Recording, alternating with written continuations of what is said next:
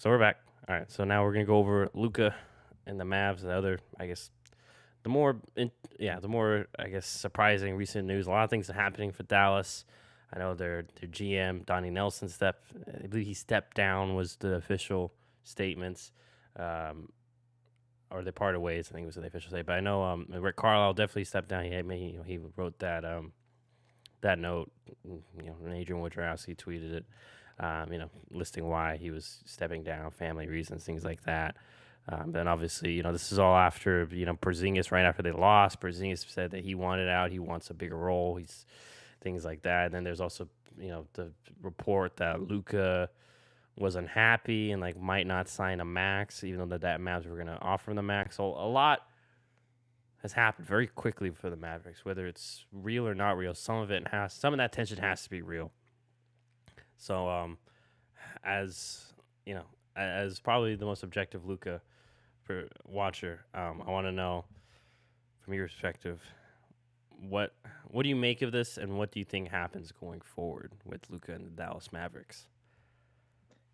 Um, I think there's just a lot of dysfunction in Dallas right now, and like all of the situations don't seem related. I mean, they kind of do. Like Porzingis wants out because he feels like he's a second option, but that's just kind of the system that they've built around Luka. I mean, he's second in the league in usage rate behind Trey Young. Like the ball is always in his hands, and with a guy like Porzingis, when he was in New York, they didn't really have any other player like that. He got the ball a lot and he was able to do a lot more. And I think that he probably is blaming part of the reasons for him not doing super well in Dallas on the fact that he just doesn't have the same opportunities. And it's supposed to be more so like Luka is now creating for Kristaps than Kristaps is able to create for himself in some instances. So I get that. I mean, like personally, I know that if I was in the NBA, which I'm not, but if I was, I imagine it has to be hard to go from some other teams who just play basketball to a team like the Rockets with Harden or the Mavericks with Luka now. There's some of these teams that like they're so revolving around that one player that you now have to fit into their world as opposed to just like being the best you can be. You have to be the best you for them that you can be. And so it's just a different style of play. And so I would love to see Porzingis somewhere else because I think he's still an incredibly talented player. I know that he struggled with injuries.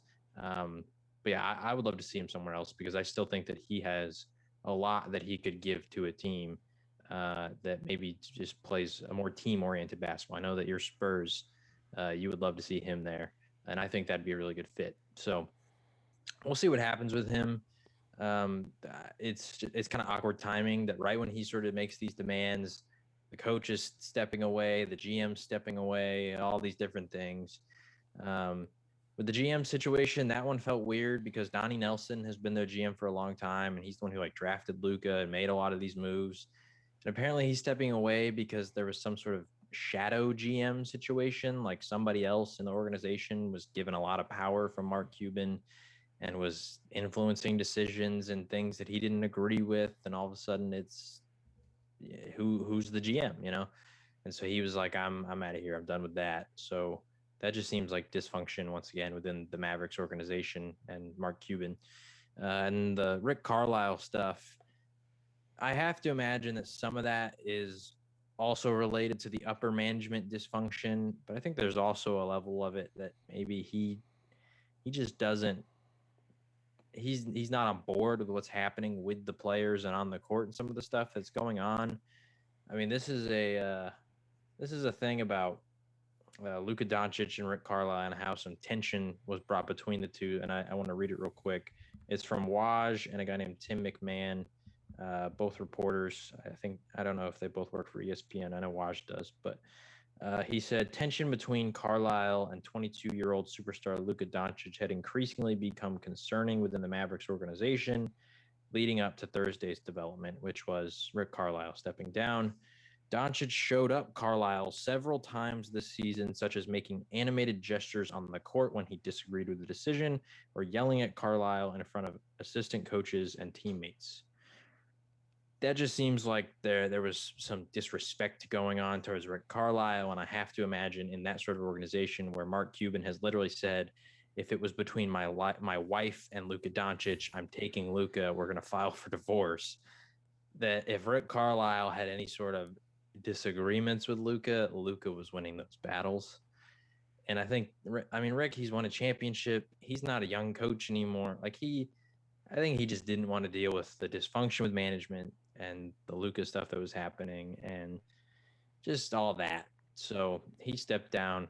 And I think that I don't think the Mavs should panic because all of a sudden everybody's trying to spin this story as like, oh, Luka, he might not sign his contract. But really, I just think that's him putting pressure on the Mavericks. Like, I'm ready to compete now and I want to win a championship, but we can't even get past the first round. I need you to put people around me that will buy in and help me do that. Yeah. So, okay. So I'll start with that. I think too maybe Luka and maybe some of this frustration is just some of the moves they made, especially. I mean, maybe they're seeing Seth Curry doing what he's doing in Philly right now and saying, man, like, we really traded him away. And no offense to Josh Richardson, but I think we've kind of seen that Miami really sold high on Josh Richardson a couple of years when they traded him to the 76ers when they got Jimmy. And then good on the 76ers for still trading him while his value was high because I think he really just became a bench role player towards, in the playoffs for them. Which, just real quick note on that, I think it's funny that the Mavericks are now in talks of like they need another playmaker, aka another Seth Curry, and their defense did not get better. Which even we were like, oh, good, Josh Richardson's a solid defender, but they never even played him. Yeah, so there's that, and then I think that's a factor. Then obviously, and maybe I'm just playing more devil's advocate. Maybe all this tension and thing is more Porzingis based because of what he's, and who knows? I mean, I know, but it seems like Luka's been the one that's pointed out. And in regards to Rick Carlisle, yeah, I mean, I've always respected him as a coach. I mean, he's always done pretty well with, I mean, lesser talent. I mean, finding guys like Dorian Finney-Smith and making them work, and the fact that Maxi Kleba and Dwight Powell, like he's very good at finding role players, and and basically just getting them to be the best at their role.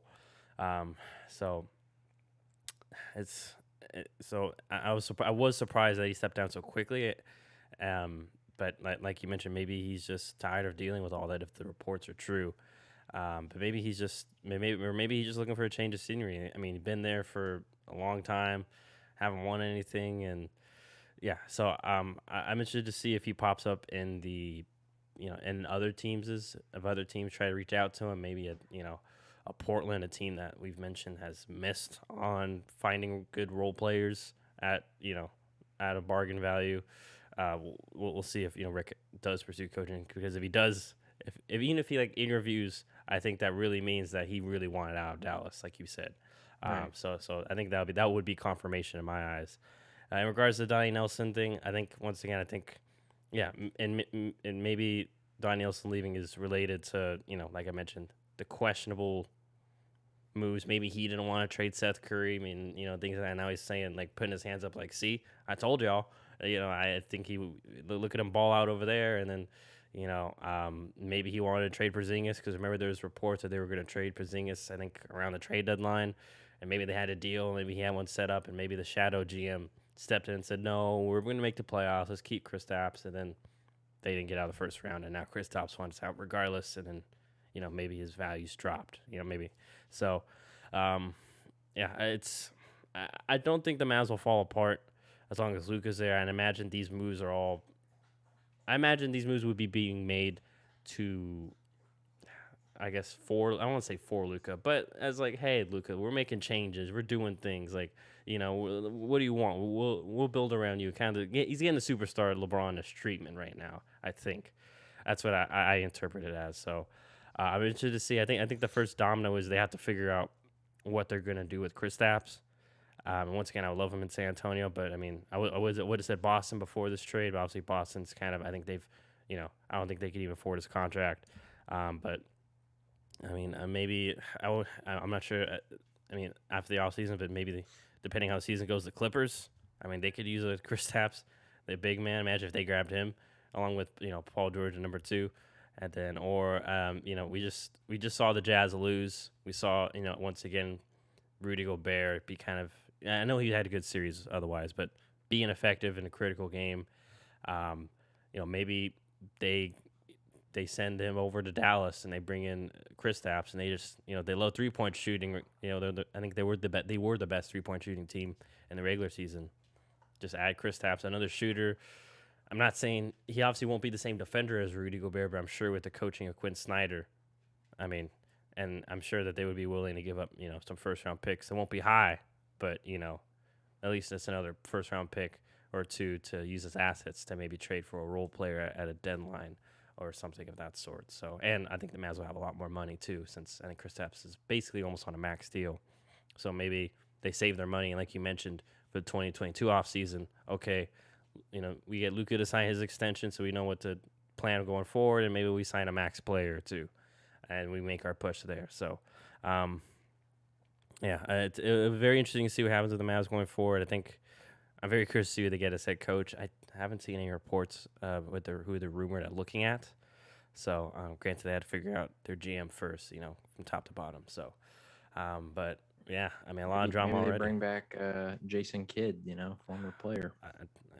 If that's what Luka wants, sure. But once again, I think we've said it before on the pod. I don't understand the allure of Jason. I know Kidd. they hired Dirk as like a special advisor to help with the coaching search. I'm glad you brought that up because when I saw that, I was like, are they just trying to bring Dirk back to like keep the peace, kind of like totally. Like, hey everyone, Dirk's here. Like let's all be friends. Like Dirk's here. Yes. Like let's not fight in front of it's like Grandpa. Like don't fight in front of Grandpa. We're all here. We're all loving each other. So maybe that's why we'll have to see. All right, so we're gonna move on.